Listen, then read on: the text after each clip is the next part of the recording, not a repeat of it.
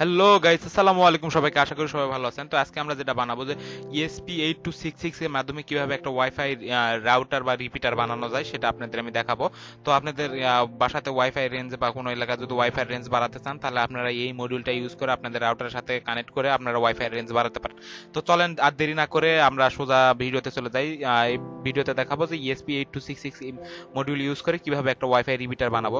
তো তার আগে আরেকটা কথা বলে নেই, এই ESP8266 আমাদের টেক শপে পাওয়া যাচ্ছে অনেক কম দামে এবং ডেলিভারি চার্জ ছাড়াই। তো আপনারা এখান থেকে এটা ESP8266 মডিউলটা কিনতে পারেন।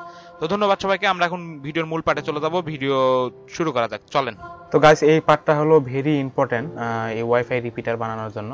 তো আপনাদের আমি দুটা জিপ ফাইল ডাউনলোডের লিঙ্ক দিব, আমি ডেসক্রিপশনে লিঙ্ক দিয়ে রাখছি আমার ব্লগ সাইটে গেলে আপনারা এই দুই জিপ ফাইল ডাউনলোড করতে পারবেন। তো দুই জিপ ফাইল ডাউনলোড করে দুই ফাইলটা আমরা কি করব, এক্সট্রাক্ট করে নেব। তো প্রথমে আমরা উইন্ডার দিয়ে এক্সট্রাক্ট ফাইল করলেও হয়, এক্সট্রাক্ট হেয়ারও করলেও হয়। তো যাই হোক, এই একটা ফাইল এক্সট্রাক্ট করছি, আর একটা ফাইল ফ্ল্যাশ ফাইলটাও এক্সট্রাক্ট করে নিব।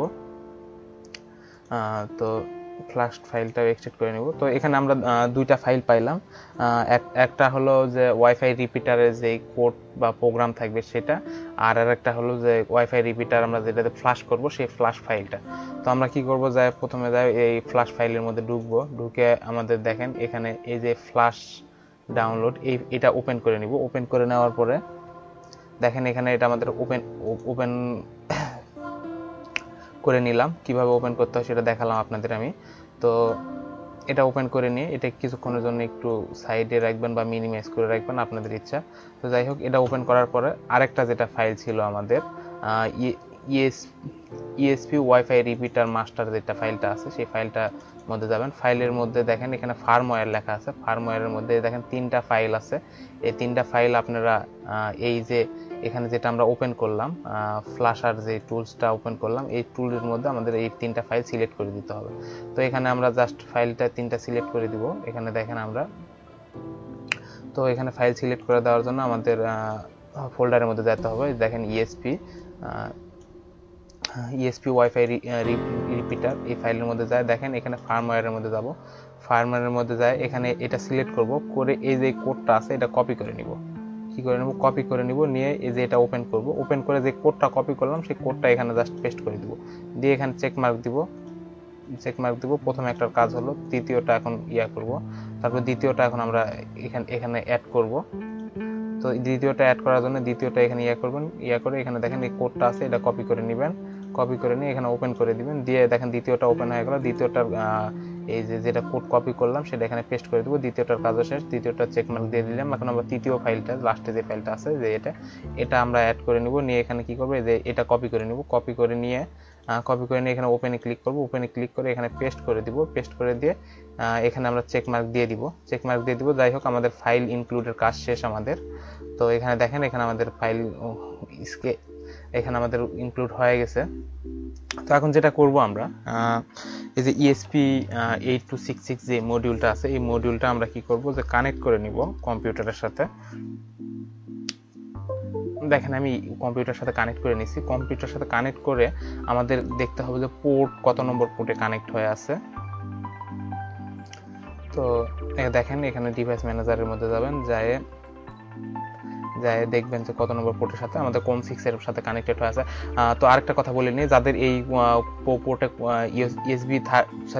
ESP8266 এর ড্রাইভার যাদের মনে করেন যে দেখাইতেছে না বা আননোন ডিভাইস দেখাইতেছে, তারা আমার আরেকটা ভিডিও ডেসক্রিপশনে লিঙ্ক দেওয়া আছে, সেটা যা দেখতে পারেন কিভাবে ESP8266 এর ড্রাইভার সেট আপ করতে হয় বা কিভাবে ESP8266 কম্পিউটারের সাথে কনফিগার করতে হয়। ওই ভিডিওটার লিঙ্ক দেওয়া আছে। লিঙ্ক থেকে ওপেন করে ভিডিওটা দেখলে আপনার ড্রাইভার সেট আপ করবেন। তখন আমাদের ড্রাইভার যখন সেট আপ করবেন তখন এইরকম ড্রাইভার দেখাবে এবং এখানে কম দেখাবে। এখানে আমাদের COM6 এর সাথে কানেক্টেড আছে। জাস্ট আমরা কি করব, যে COM6 এখানে সিলেক্ট করব। তার আগে এখানে কিছু কাজ আছে। তো আগে কম পোর্টটাই সিলেক্ট করে নিই। দেখেন এখানে আমরা COM6টা করে দিলাম, ওকে করে দিলাম। এখানে 40 মেগাহার্টজ আছে, আমরা এখানে 80 করে দিব। তাছাড়া আর কোনো কাজ নাই। জাস্ট এখন এখানে কি করব, স্টার্টে ক্লিক করে দিব। তো দেখেন এখানে যখন আমরা স্টার্টে ক্লিক করে দিলাম, দেখেন এখানে ফ্ল্যাশিং হওয়া শুরু হয়েছে। এখানে দেখাইতেছে কমান্ড পোর্টে দেখাইতেছে এবং ফ্ল্যাশ হইতেছে। এখানে হইতেছে সেটা আমরা দেখতে পাচ্ছি। এটা বেশিক্ষণ টাইম লাগে না, অল্প কিছুক্ষণের মধ্যেই ফ্ল্যাশ হয়ে যায়। তো দেখেন এখানে যখন আমরা স্টার্টে ক্লিক করে দিলাম, দেখেন এখানে ফ্ল্যাশিং হওয়া শুরু হয়েছে। এখানে কমান্ড পোর্টে দেখাইতেছে এবং ফ্ল্যাশ হইতেছে। এখানে তো গাইস এখানে দেখেন এখানে ফ্ল্যাশ ফিনিশ দেখাইতেছে, এখানেও ফিনিশ দেখাইতেছে। দ্যাটস ওয়াই আমাদের এটা ফ্ল্যাশিং এর ফ্ল্যাশ বা প্রোগ্রাম আপলোডের কাজ শেষ। তো খুব সহজেই হয়ে গেল। এখন জাস্ট আমরা প্রোগ্রামটা চেক করে দেখবো, দেখার আগে ওইটা ফাইলটা কেটে দেবো, দিয়ে আমরা এখন প্রোগ্রাম চেক করে দেখবো। তো চলেন আমরা পরের পার্টে যে প্রোগ্রামটা কিভাবে চেক করতে হয় সেটা দেখি। তো গাইস এখন আমাদের যেটা কাজ দেখেন esp8266 এ কিন্তু আমাদের প্রোগ্রাম আপলোড হয়ে গেছে।